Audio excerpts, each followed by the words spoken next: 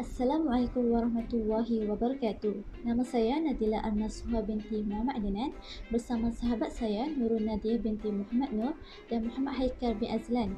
Hari ini kami akan menceritakan tentang Kerajaan Nasriah dan peradabannya. Pertama sekali, kita akan melihat daripada sudut pemerintahan. Kerajaan Nasriah atau dikenali sebagai Kerajaan Bani Al-Ahmad yang merupakan kerajaan Islam terakhir di Sepanyol. Kerajaan ini memerintah kira-kira 2,5 abad lamanya yang bermula pada tahun 1230 sehingga 1492. Kerajaan Nasriah ini diasaskan oleh Muhammad bin Yusuf bin Nas atau lebih dikenali dengan gelaran Ibnu Al-Ahmad. Beliau mula berkuasa di Jain kira-kira pada tahun 1231. Pada tahun 1245, Jain diserang dan akhirnya berjaya dikuasai oleh Ferdinand III yang merupakan Raja Kastel. Hal ini yang menyebabkan Ibnu Al-Ahmad terpaksa melarikan diri beliau ke Granada. Sehinggalah akhirnya pada tahun 1235, beliau berjaya menguasai Granada dan mendirikan kerajaannya di situ. Kerajaan Islam di Granada yang mempunyai keluasan seluas 384 km persegi yang terletak di antara Almira di timur dan Gibraltar di sebelah barat. Di sebelah utara yang mana bersempadan dengan Jain dan di sebelah selatan kira-kira 96 km dari laut. Kawasan ini berbukit dan dilingkungi oleh benteng pertahanan yang kuat. Kerajaan Islam di Granada mempunyai hubungan yang sangat dekat dengan negeri-negeri Islam di Afrika Utara yang membantu memperkukuhkan lagi kedudukan kerajaan Granada. Andai kata berlaku serangan daripada pihak kerajaan Kristian di utara, kerajaan Islam di Granada dapat meminta bantuan dari rakan-rakan seagama mereka dari Afrika Utara di bawah pemerintahan kerajaan Bani Marin dengan mudah. Seterusnya, faktor lain yang menjadikan kerajaan Islam Granada menjadi kuat dan maju adalah disebabkan ramai orang Islam di Sepanyol yang berpindah ke Granada setelah kawasan-kawasan lain dikuasai oleh tentera Kristian. Zaman kegemilangan kerajaan Nasriah. Masa keemasan kerajaan Bani Al-Ahmad berlaku antara tahun 1344 sehingga 1396, di mana dalam tempoh tersebut kira-kira 50 tahun tertubuhnya Istana Alhambra yang mana merupakan istana yang terindah di Sepanyol yang melambangkan seni bina teragung di dunia. Kemudian kita akan melihat kepada era kejatuhan kerajaan Nasriah yang mana bermula pada dekad terakhir abad ke-14 Masihi. Berlaku krisis dan perebutan kuasa di kalangan keluarga pemerintah yang mana setiap orang mempunyai penyokong-penyokong mereka yang tersendiri. Ada golongan yang disokong kuat oleh golongan agama yang mengutamakan peperangan bagi menentang tentera Kristian. Ada juga golongan lain yang disokong oleh keluarga elit dan juga golongan pedagang dan petani yang lebih mengutamakan keamanan. Seterusnya, pada tahun-tahun akhir pemerintahan Bani Al-Ahmad, krisis dalam negeri telah sampai ke peringkat yang serius. Kerajaan Kristian mengambil kesempatan dengan meneruskan gerakan Reconquista di mana kerajaan Kristian Aragon di bawah pimpinan Isabella dan Castile di bawah pimpinan Ferdinand telah bersatu bagi menentang kerajaan Islam di Granada. Sehinggalah pada tahun 1485 mereka telah berjaya menawar Ronda dan menawar Malaga pada 1487 dan seterusnya Almeria pada 1489. Pada tahun 1492, kerajaan pusat di Granada menyerahkanlah pemerintah terakhir kerajaan Bani Al-Ahmad iaitu Abu Abdullah atau dikenali sebagai Boabdil di barat terpaksa melarikan diri ke Maghribi Afrika Utara. Faktor-faktor kejatuhan kerajaan Islam di Granada. Terdapat 4 faktor. Yang pertama sekali adalah disebabkan oleh kelemahan beberapa orang pemimpin kerajaan Islam Granada, terutamanya pemimpin terakhir iaitu Abu Abdullah atau dikenali dengan nama Abu Abdil.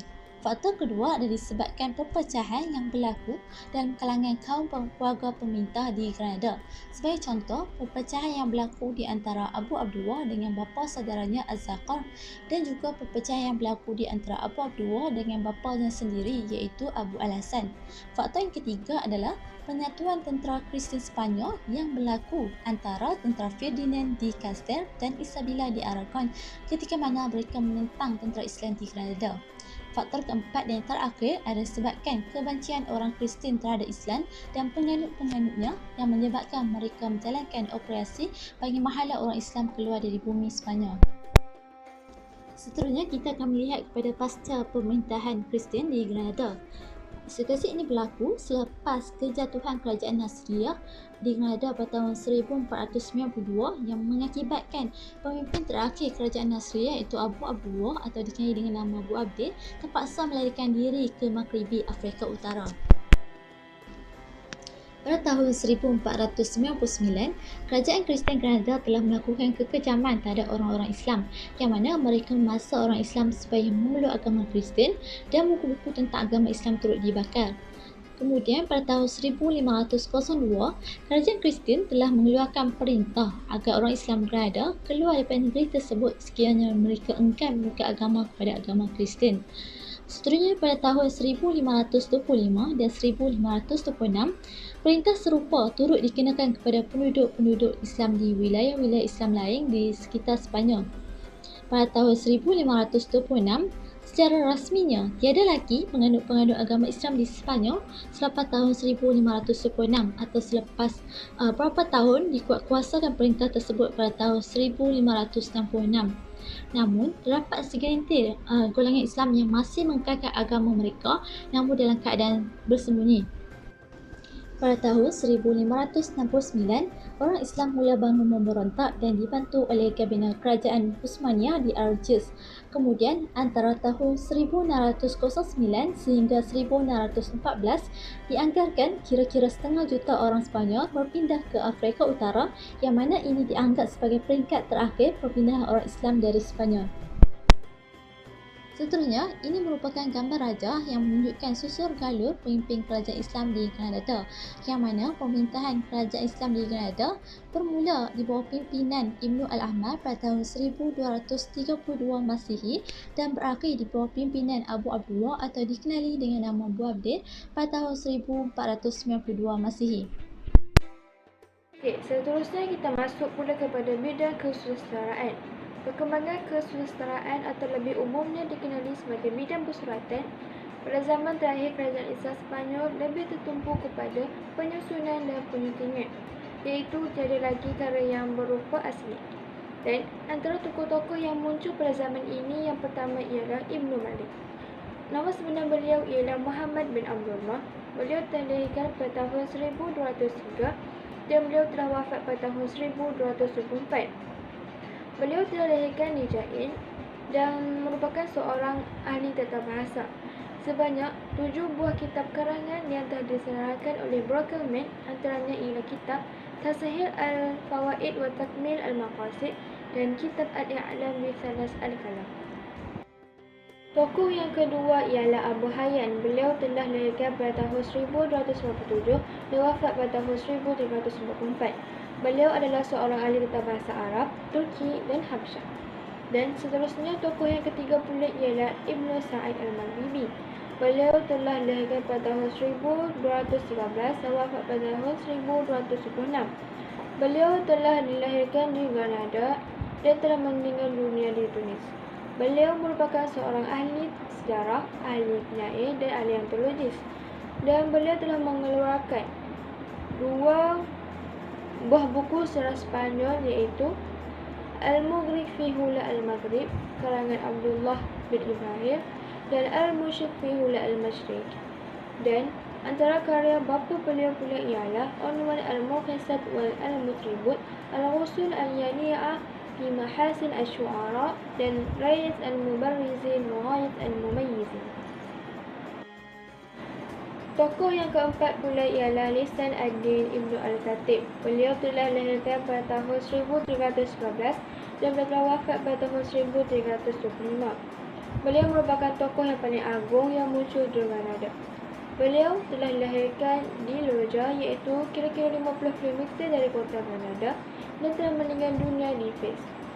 Beliau ialah seorang ahli wazir, ahli sejarah dan sastrawan.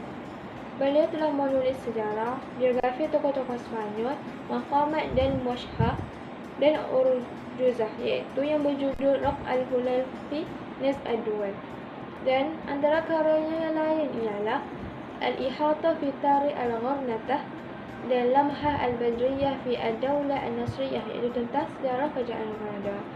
Dan murid dan pengganti beliau ialah Ibnu Zamrah, iaitu beliau telah dilahirkan pada tahun 1333 dan wafat pada tahun 1393. Beliau ialah seorang penyair dan syair beliau menjadi hiasan dinding Istana Al-Hamra. Seterusnya ialah bidang kesenian. Perkembangan dan kemajuan seni bina dan seni ukir terus meningkat. Bukan sahaja di Granada, malah juga di kawasan-kawasan lain yang telah diduduki oleh orang Islam Sepanyol. Walaupun pada ketika itu, kerajaan Islam Granada kecil dan menghadapi tekanan politik dan ketenteraan yang kuat dari kerajaan Kristian.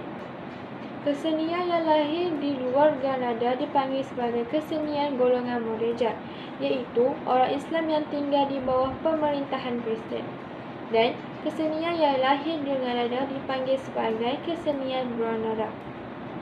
Kesenian atau seni bina dilahirkan oleh orang Islam dan bukan Islam pada abad ke-13 terdapat di luar Granada. Contohnya ialah Alcázar de Seville dan Gereja Toledo. Kesenian Islam di Granada banyak dipengaruhi oleh reka bentuk dan seni bina orang Kristen yang menjadi penaung orang Islam. Reka bentuk dan seni bina di Granada benar-benar melambangkan kesenian Islam kerana ia telah dihasilkan oleh seniman-seniman Islam.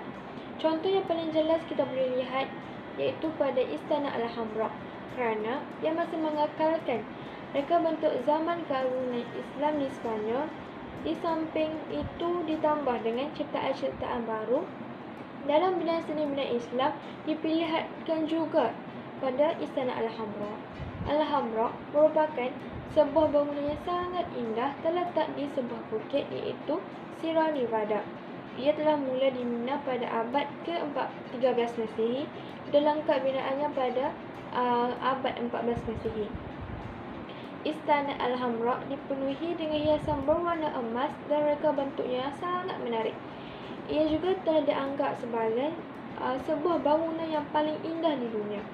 Antara contoh seni binaan yang lain ialah dua buah menara yang tinggi dan berkilauan yang dibina di atas bukit Sierra Nevada dan orang Arab menggelarnya sebagai Bukit Salji. Sekarang saya akan menyambung pembentangan daripada kawan saya, iaitu sumbangan orang Islam Sepanyol terhadap peradaban Barat. Sumbangan yang pertama iaitu di dalam bidang pemikiran, iaitu sumbangan falsafah Ibnu Tufal. Manusia boleh mengenal Allah tanpa melalui wahyu dan guru telah mempengaruhi pemikiran Barat. Karyanya itu, Hayy Ibn Yaqazan, telah diterjemahkan ke dalam bahasa-bahasa Eropah. Manakala falsafah Ibn Rushd pula telah diamalkan secara rasmi oleh golongan terpelajar di Itali pada abad ke-16. Seterusnya, sumbangan di dalam bidang matematik. Kerajaan Islam Sepanyol telah melahirkan ramai tokoh matematik Barat seperti Adelaide dan Morley dari British. Mereka telah mempelajari matematik melalui karya terjemahan tokoh geometri Islam iaitu Al-Khawarizmi. Begitu juga George Burbage, iaitu pakar rajah tiga segi dari Vienna yang telah melakukan kajian berpandukan kajian-kajian oleh Ibnu Al-Zarqiyali. Seterusnya, di dalam bidang astronomi, karya-karya karangan ahli astronomi Islam seperti Abi Mash'ar Al-Battani dan Al-Khawarizmi diterjemahkan ke bahasa Latin. Ahli astronomi Eropah iaitu Ramon telah banyak menghasilkan karya-karya berpandukan Ibnu Al-Zarqiyali. Terdapat beberapa istilah astronomi dalam bahasa Arab dipinjamkan ke bahasa Eropah seperti Al-Sumud dan Nadir. Dan yang terakhir di dalam bidang seni muzik, ahli muzik Barat iaitu Franco of Cobalt telah mengikuti jejak langkah Al-Kindi dalam bidang muzik. Setelah itu, lahir pula John of Garland dengan karyanya Orchetes yang mengkaji mengenai nada suara yang diambil dari muzik Arab. Terdapat juga beberapa istilah muzik Arab yang dipinjamkan orang Eropah seperti the lute dalam bahasa Arabnya al-oud, the rabat dalam bahasa Arabnya rubab dan the kanun dalam bahasa Arabnya al-kanun. Baiklah, itu sahaja daripada kumpulan kami. Sekian, wabillahi taufiq wal hidayah. Assalamualaikum warahmatullahi wabarakatuh.